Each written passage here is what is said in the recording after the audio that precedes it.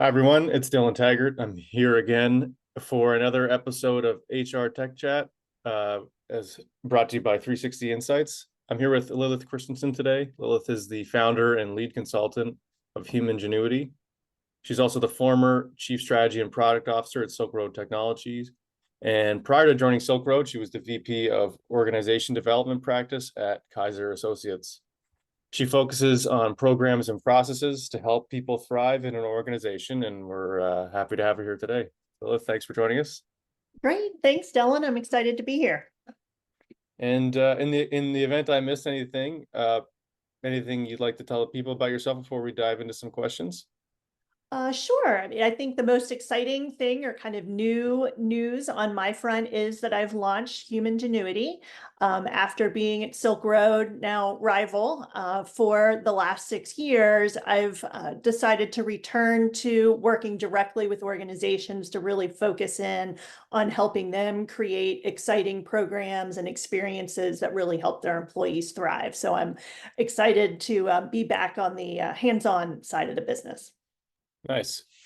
Well, it's perfect for my first question, which is, now that you are taking a more hands-on role, what are some of the trends you're noticing, and what are some of the major movers from your perspective? Mhm. So I think what I have seen the most so far really is a continuation of some of the trends that began emerging as a result of COVID, which I would define as really being a double down and a focus on the employee experience by organizations.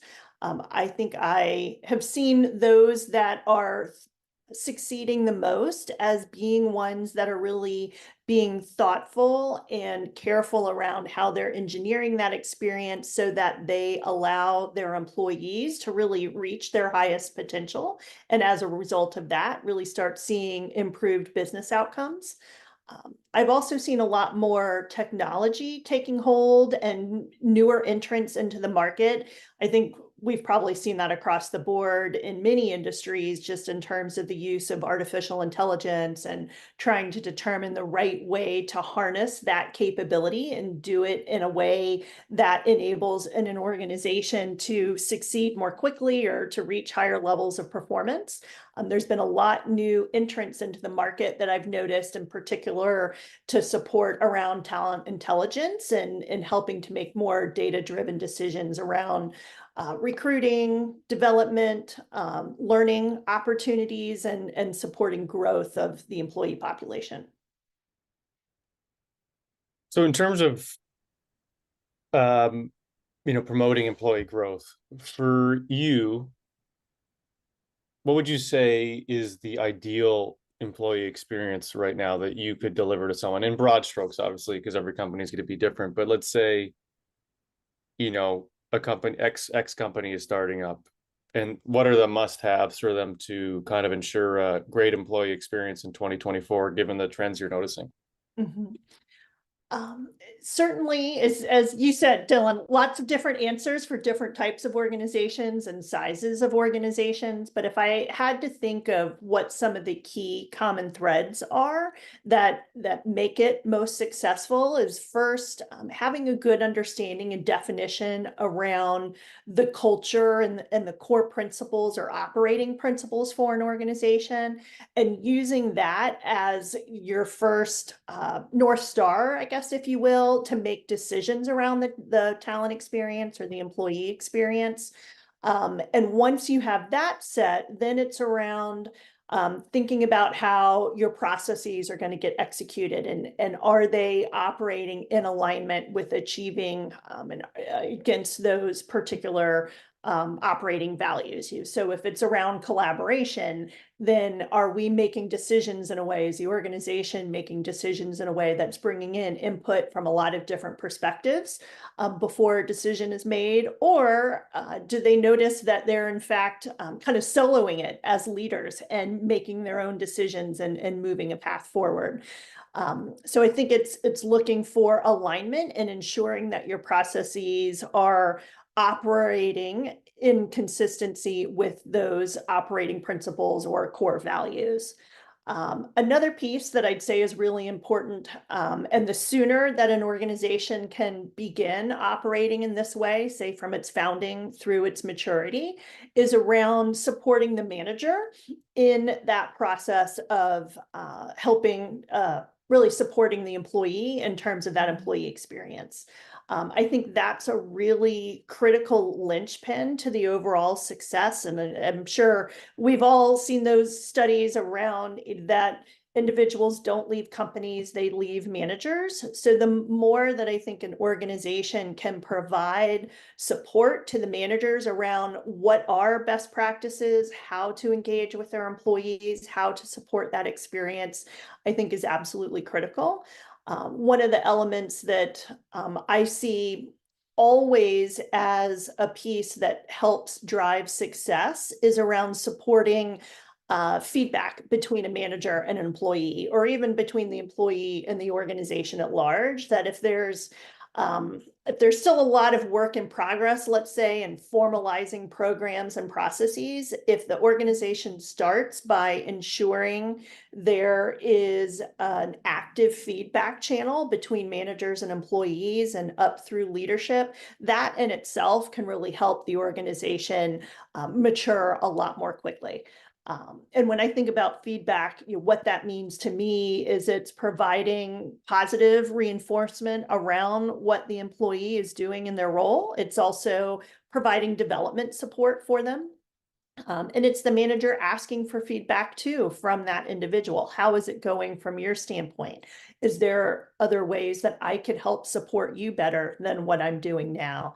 And then lastly, to make sure that when there is insight shared either around the manager or around the organization more broadly, that something is done with that information, that it's not just kind of going into a black hole, but rather there's a kind of circle back to employees or the employee population around what was heard and what is being done or not, because sometimes we know we can't take action on every idea or piece of feedback that we receive from our employees, but it's just as important to share the context as to why not, because that can itself create a real learning opportunity for the organization or an individual.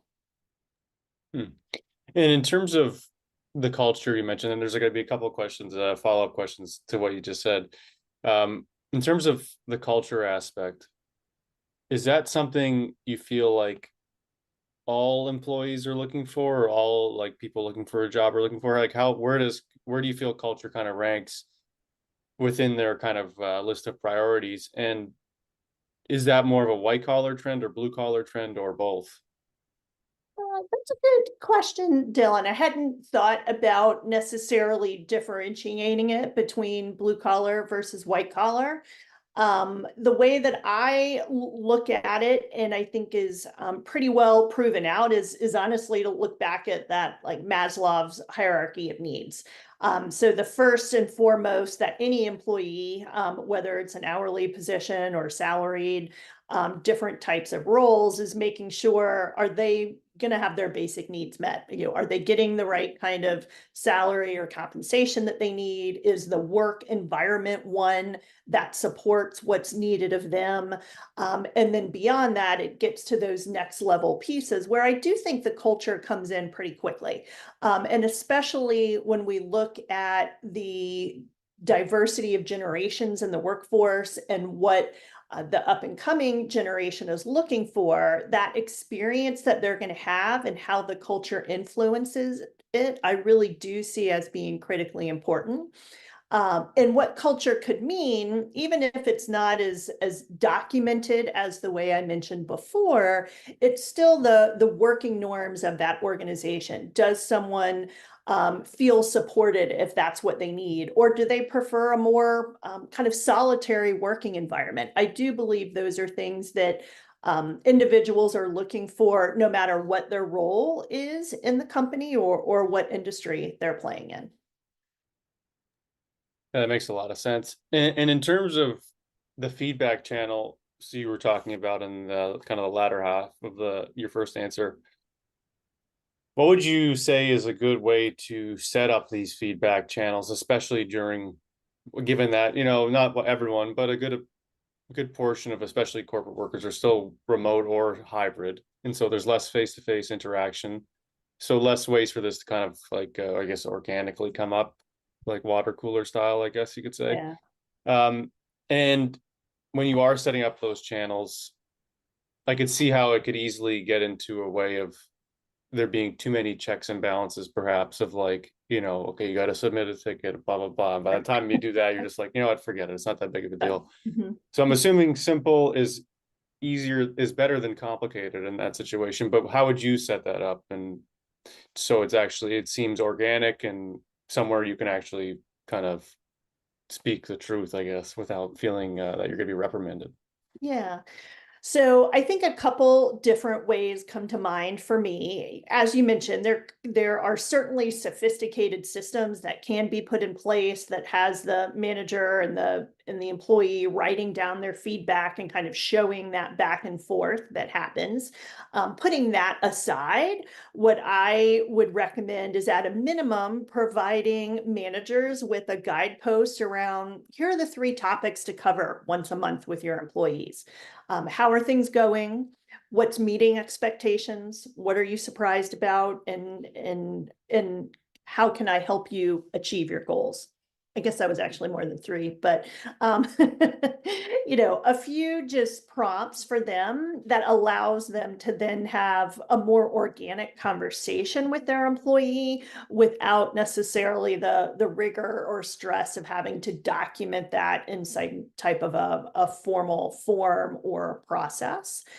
So that's one way, is I would say just equip your managers with some talking points around the right kind of content to cover with your employees on a regular basis.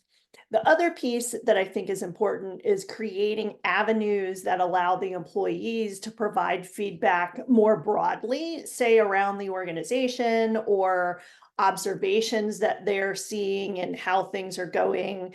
And it may sound kind of silly, but it's almost like coming up with the old um, kind of analog version of a comment box.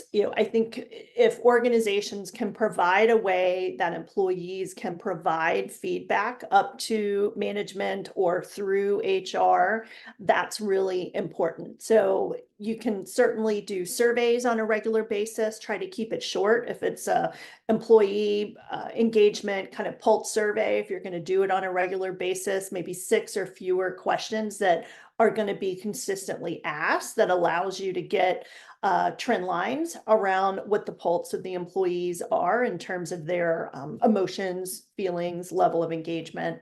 And then providing in some way of like you said, you don't want it to be so formal that it's a ticketing system that an employee has to fill out their information and they may have concerns around it being tracked back to them individually.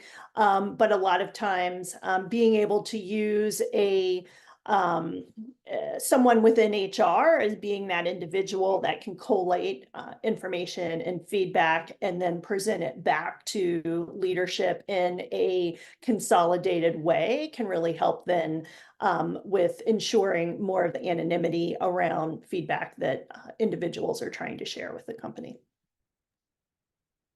Yeah, I feel like that the anonymity part is important because I feel like no one wants to be singled out, of course, even though feedback sometimes involves that. But do you feel like we could ever do you feel like in all circumstances anonymity is the best method to take feedback for an organization, or do you think in some cases that it should be looked at from a personal level? Like if you're a manager, do you always want to kind of look at it through just the lens of the nuts and bolts of it? Like there was this issue with person A and person B dealt with it this way. It wasn't great. Let's take their personalities out of it. Or do you always need to look at that factor? Or is there kind of a gray area?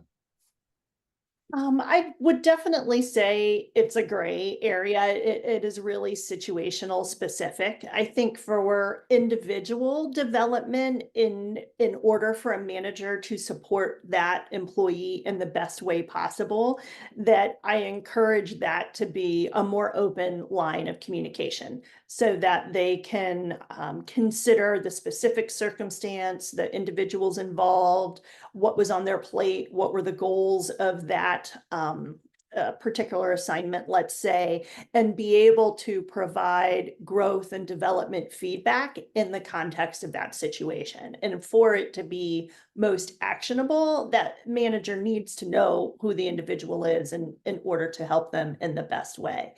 I think there are clearly other circumstances where if say the issue is perhaps that the individual is having a hard time with their manager or supervisor and they are seeking support from the organization to help them work through those challenges, obviously it'd be a lot harder for them to go directly to the supervisor and say, I've got a real problem with you.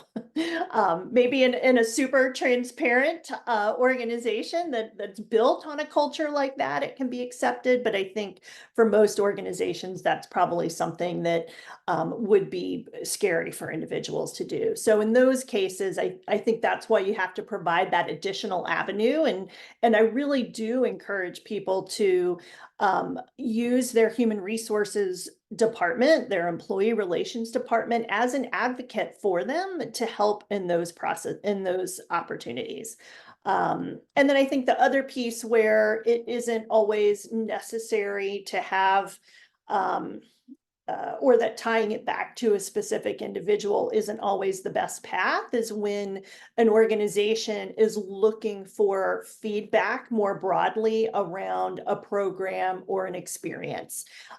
Do employees feel like they understand their what's being asked of them? Are employees able to bring their skills to bear in their roles on a regular basis? I think those types of questions that are getting to how are we doing as an organization and a business can still be very valuable if they're aggregated and allow that kind of anonymity that we talked about.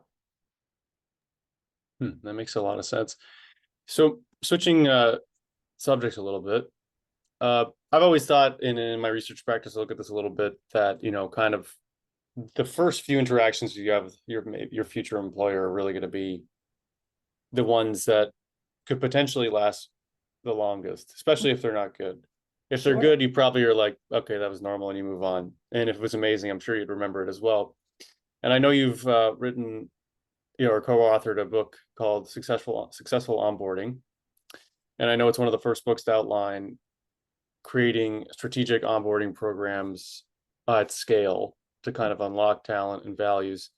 What would you say are kind of the key methods for doing that for someone who hasn't read or who's listening who hasn't read the book? And what would you say is the best way to make the best first impression for a company? So, or if that even matters, or if it's really just,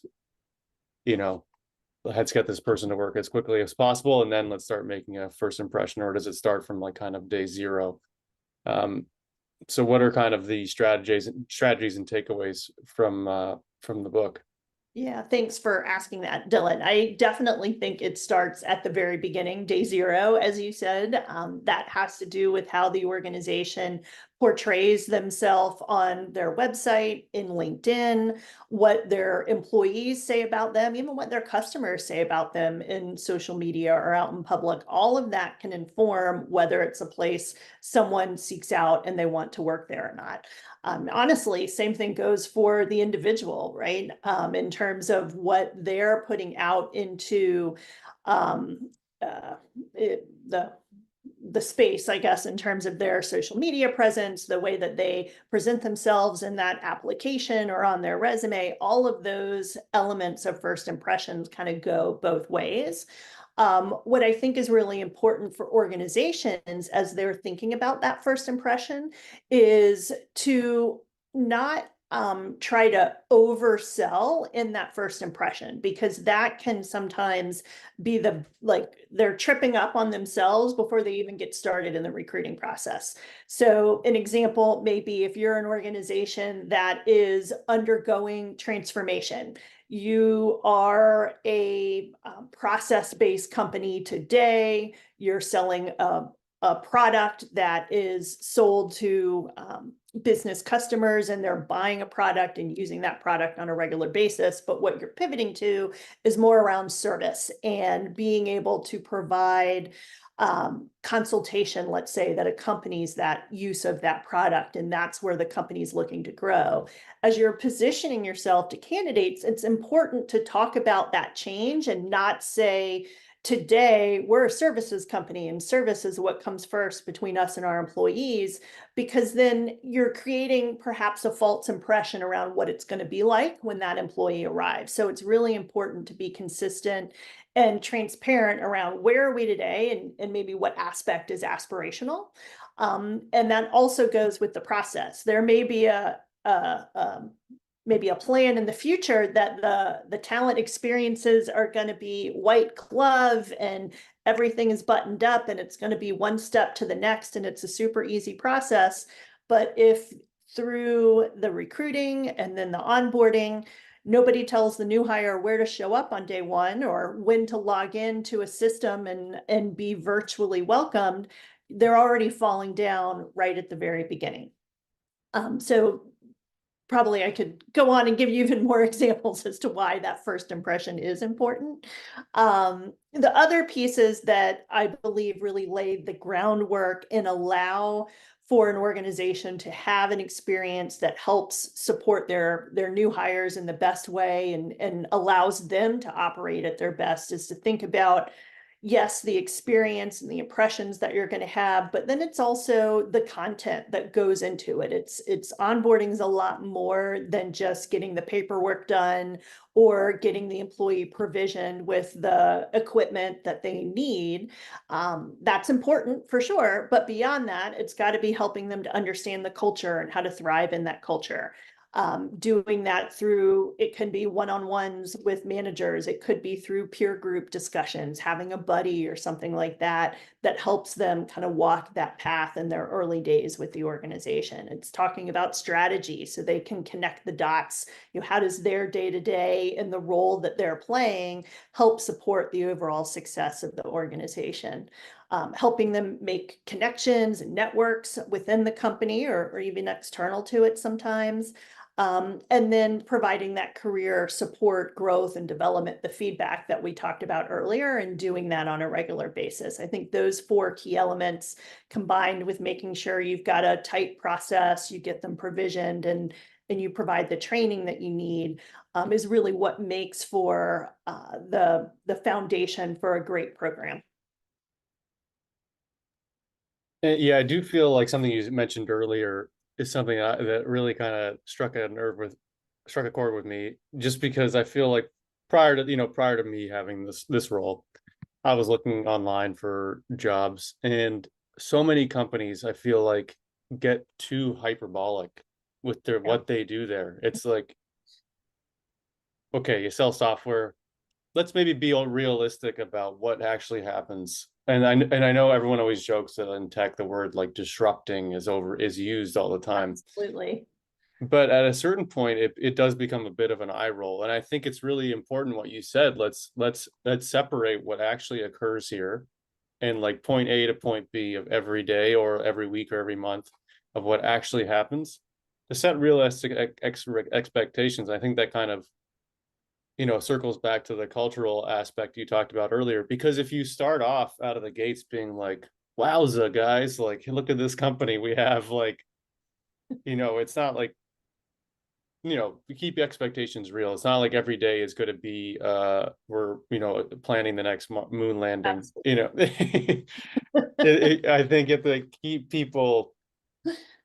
people's expectations realistic, because it does for me personally, it left a bad impression, because when I would see that, I'd be like, I don't want to work for someone like this. Right. It's not that attitude is not the company. It seems like there's a detachment from reality.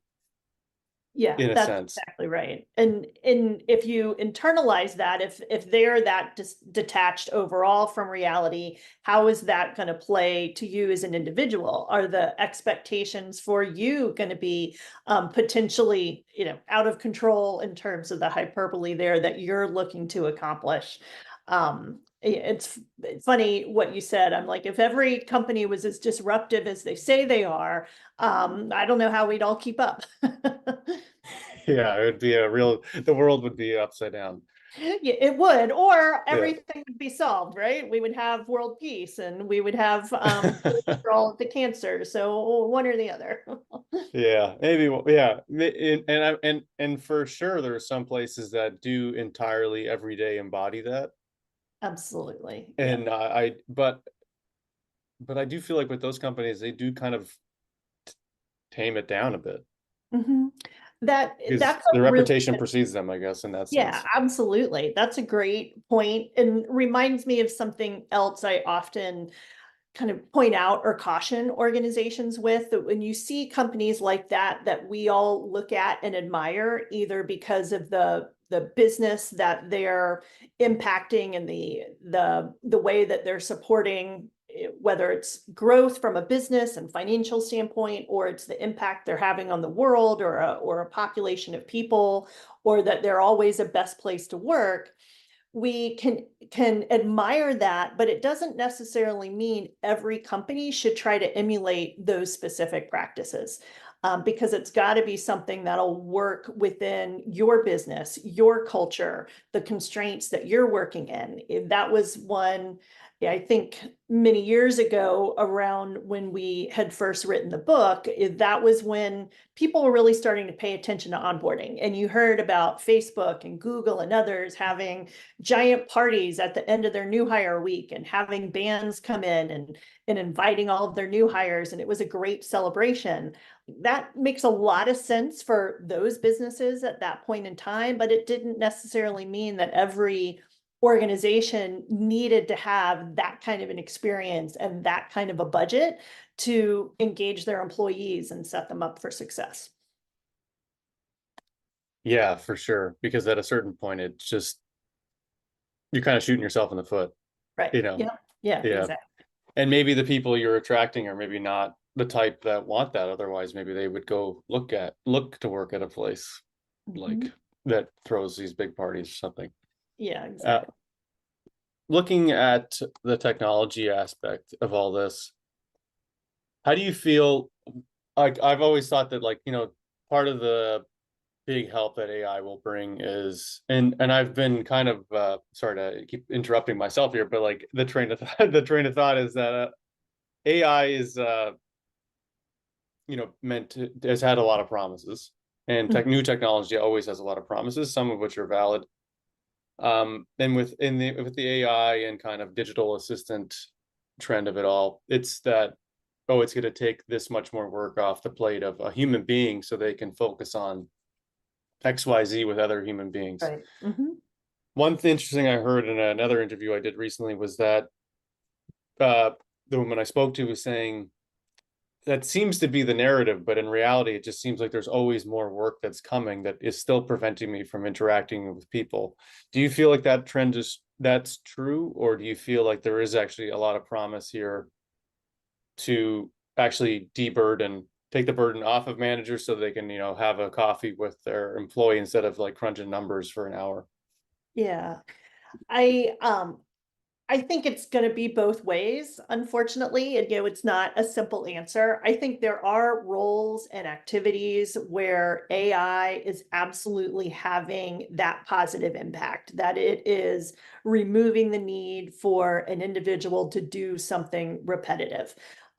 In the HR space, even, let's talk about resume review and being able to review a stack of 1,000 resumes and come up with a subset that is a more likely set of good potential candidates. that used to have to be done by individuals all of the time. And now I think AI can come in a way and help save some of that time as it relates to specific recruiters. But it's not going to replace everything, nor should it, right? We want to have that human expertise, their perspective and gut and intuition come into play throughout the process as well. And I would also think that part of it is maybe that we need to have appropriate expectations too around what it can do. It's going to free up my time over here. And if my goal is to be engaging with my employees more over here, that's where I'm trying to get to.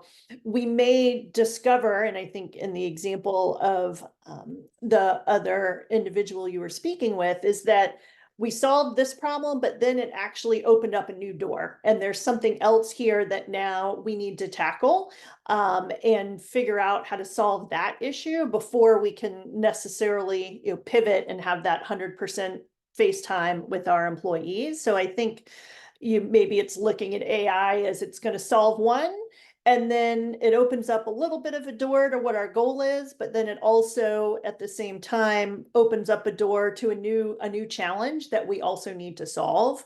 But I think that's part of what's exciting about it, is allowing us as leaders, individuals, managers, and the way that we engage with AI to get some of the benefit that we're looking for. And then it's around learning what's next and how do we program it or feed it data or tackle a new task, learn something new that will help both the AI and ourselves so that we can, continue to get closer and closer to that ideal state in terms of, in this case, in more human interaction with our employees.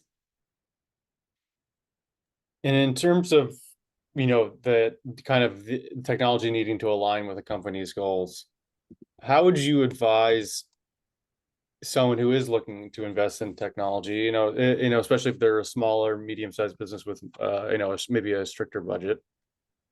How would you advise them to look at this technology from an HR perspective and to say, okay, it's worth buying, or let's think about this a bit more, and what metrics do you think they should be factoring in? Because obviously everyone wants that shiny new object, but sometimes that shiny object has zero value to you.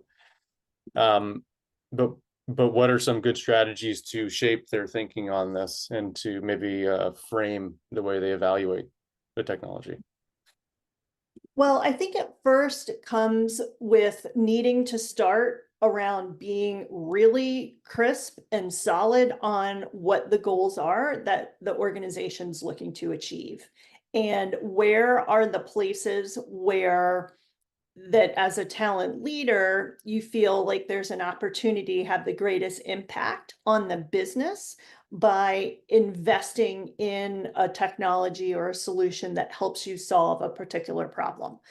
On the one hand, I think it's an incredible time to be in HR and to be looking at technology options because they are proliferating. I swear every day it seems like there's a new company that's entering the market with a particular solution that solves something that hasn't been solved before, or trying to make that widget a little bit better. So it's great in terms of there being options. The downside of that, of course, as a potential buyer, is where do you start and what's the right place to make that first investment. And I think the only way you can guide yourself on that is being really clear on the front end around what's the problem you're trying to solve and what's the impact that you're looking to drive. And then being able to consider all of the potential options you have. I think as a smaller to medium-sized business, the answer is probably not in a big HRIS. Well, I shouldn't even have said big, but like a solution that tries to accomplish multiple facets of supporting HR or talent management. I think as a smaller organization, you're better off looking at a technology that can solve one problem really well, and you can be able to quantify, see the impact of that more easily, and be able to return value to the business as well as see the enhancement from an employee experience standpoint, and make more progress there rather than trying to look for a technology that maybe solves your recruiting challenges and your performance management problems, or the issues that you have there in terms of maybe inefficiency and elements like that. I would say to start small and specific in a way that aligns with helping to achieve your goals from a talent standpoint, and then aligns to having a specific business impact. Very interesting. Well, Lilith, thank you so much for speaking with me today. It was great having you. Tell the people where they can find you, and if you're up to anything in the future. Yeah, thanks, Dylan. So as we mentioned at the very beginning, or when you introduced me, I've just launched my new consultancy called HumanGenuity. You can probably tell by that I'm really focused on the people side of the business and putting in place programs and processes that allows the individuals to reach their full potential within the company. I think as we talked about through our discussion around AI and technology, that can be a tool that really helps us and helps businesses achieve next level, but we can't do it without the humans in the business being there to influence it, to train it, and provide their ingenuity around helping a business to succeed. So that's really my focus. I'm really interested in and engaging with organizations that want to invest in their people in order to drive better business outcomes. Since I've just launched, I don't have a website up yet, but it will be coming soon. So in the meantime, you can connect with me via LinkedIn. Again, it's Lilith Christiansen, and my organization is HumanGenuity. Cool. Well, with that, thank you everyone for listening. Lilith, thank you again for joining us, and we'll see you next time. Great. Thanks for the time, Dylan.